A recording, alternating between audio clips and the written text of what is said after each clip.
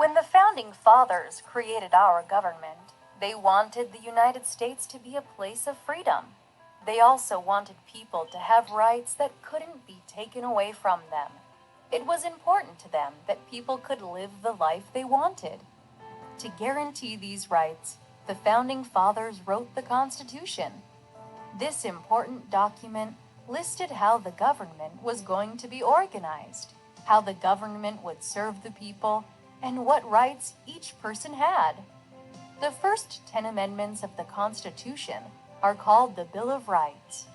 These amendments list the basic rights each American has the moment they're born.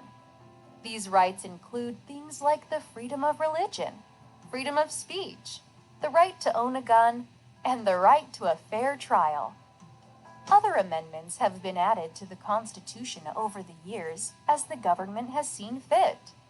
These amendments have helped define certain parts of our country's history.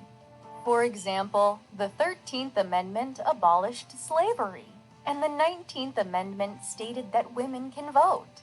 When we look at the added amendments, we can see the moments in history when people made great sacrifices for change.